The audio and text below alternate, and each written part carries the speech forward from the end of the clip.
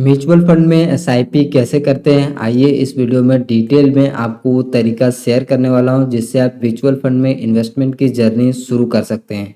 तो सबसे पहला तरीका है कि आप म्यूचुअल फंड में अगर आप इन्वेस्टमेंट करना चाहते हैं तो सबसे पहले आपको एक डीमैट अकाउंट की ज़रूरत होगा। अब डीमैट अकाउंट बहुत सारे हैं, जैसे कि ग्रो है, ज़ीरोधा है, एंजल वन है, अपस्टॉक्स है और भी बहुत सारे बैंक के भी डीमैट अकाउंट होते हैं। तो किसी में भी आप अपना डीमैट अकाउंट ओपन करके आप म्यूचुअल फंड में इन्वेस्टमेंट की जर्नी को शुरू कर सकते हैं। तो सबसे पहला तरीका तो ये है कि आप डीमैट अकाउंट के थ्रू आप म्यूचुअल फंड में इन्वेस्टमेंट की जर्नी को शुरू कर सकते हैं। जैसे कि आप यहाँ पे देख सकते हैं, मेरा एक पोर्टफोलियो आपको यहाँ पे शो कर रहा है।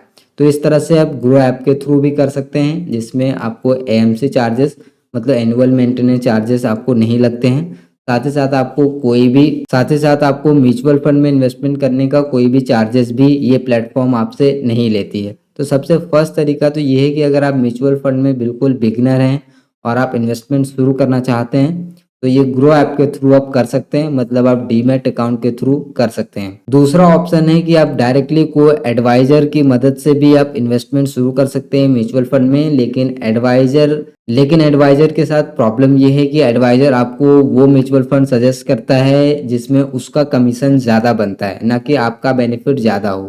तो एडवाइजर की एक प्रॉब्लम यहाँ पे हो सकती है कि जब भी आप म्यूचुअल फंड की सलाह लें तो एडवाइजर आपको वो म्यूचुअल फंड सजेस्ट करे जिसमें उसका ज़्यादा कमीशन हो, उसका ज़्यादा एक्सपेंस रेशियो उसको मिलता हो, ना कि आपका ज़्यादा बेनिफिट हो। तो इससे बढ़िया तो मैं आपको सजेस्ट करूँगा कि आप खुद से ही म्यूचुअल फंड रिसर्च करके, म्यूचुअल फंड कैसे रिसर्च करते हैं वो मैं आपको आगे की वीडियो में बताऊंगा। तो नीचे आप टाइप कर दीजिए म्यूचुअल फंड रिसर्च, ताकि मुझे पता चल जाए कि आप वो वीडियो चाहते हैं।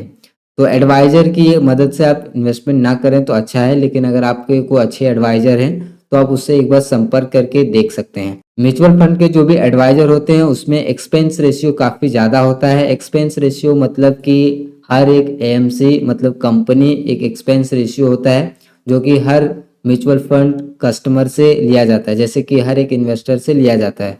जैसे कि मैं अगर इन्वेस्ट करता हूँ तो मुझसे भी एक एक्सपेंस रेशियो लिया जाता है, जो कि जो एडवाइज़र जो सजेस्ट करते हैं उस पर एक्सपेंस रेशियो ज़्यादा होता है। लगभग 1% से 2% के आसपास उसमें एक्सपेंस रेशियो होता है। लेकिन अगर आप खुद से म्यूचुअल फंड्स को सेलेक्ट करते हैं तो उसमें जो एक्सपेंस रेशियो होता है वो काफ़ी कम होता है। जैसे मैं आपको यहाँ पे दिखा देता हूँ। जैसे अगर डैशबोर्ड पे जाते हैं तो यहाँ पे मैं कोई भी एक ले लेता हूँ, जैसे Axis small cap mutual fund ले लेता हूँ। और यहाँ पे आप ये कोई भी रिकमेंडेशन नहीं है, आप खुद से रिसर्च करें, आपके खुद के रिसर्च होने चाहिए। ऐसा नहीं कि आप इस म्यूचुअल फंड को देख रहे हैं तो आप इसी म्यूचुअल फंड में इन्वेस्ट कर दें। म्यूचुअल फंड में काफ़ी सारी कंपनी है, तो थोड़ा सा आपको रिसर्च करना पड़ेगा, ये सीखना पड़ेगा, ये आपको मैं ही सिखाऊंगा। तो आप इस चैनल को सब्सक्राइब कर लीजिए और अगली वीडियो में रिसर्च के ऊपर लाने वाला हूँ।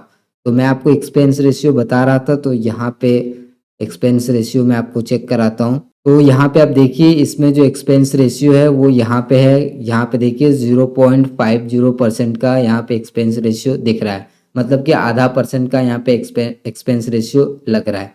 लेकिन वहीं पे जो एडवाइजर आपको म्यूचुअल फंड सजेस्ट करते हैं उसमें 1 से 2% का एक्सपेंस रेशियो रहता है, जो कि आपके पोर्टफोलियो से वो कटता है। तो म्यूचुअल फंड में इन्वेस्टमेंट करने के लिए खुद से ही सबसे बेस्ट ऑप्शन है, जिसपे आप खुद से रिसर्च करके म्यूचुअल फंड में इन्वेस्टमेंट कर सकते हैं।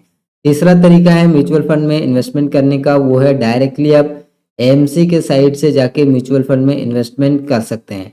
जैसे कि अगर मुझे मान के चलिए कि मुझे एक्सिस बैंक का म्यूचुअल फंड खरीदना है, तो मैं डायरेक्टली एक्सिस बैंक के जो म्यूचुअल फंड्स है, जैसे मैं आपको यहाँ पे दिखाता हूँ। जैसे मैं यहाँ पर टाइप करता हूँ एक्सिस एमएफ मतलब म्यूचुअल फंड्स, तो यहाँ पे मैं इसके वेबसाइट पे चले जाऊँगा और यहाँ पर डायरेक्टली मैं एक अकाउंट बना के और यहाँ से जो भी मुझे म्यूचुअल फंड खरीदना है वो म्यूचुअल फंड्स को मैं डायरेक्टली बाय कर सकता हूँ। इस पर किसी भी तरह का कोई भी आपको एक्स्ट्रा चार्ज नहीं देना है, कुछ भी आपको नहीं देना है। लेकिन एक बात आपको यहाँ पे ध्यान रखना है कि जब आप किसी भी वेबसाइट के थ्रू, मतलब जो भी म्यूचुअल फंड कंपनी है उसके वेबसाइट के थ्रू एएमसी में जाके एएमसी के वेबसाइट के थ्रू आप म्यूचुअल फंड्स खरीदते हैं तो आप उसी बैंक के म्यूचुअल फंड्स ही आपको मिलेंगे, किसी दूसरे कंपनी के म्यूचुअल फंड्स को आप खरीद नहीं सकते हैं। तो यहाँ पे एक प्रॉब्लम ये होता है।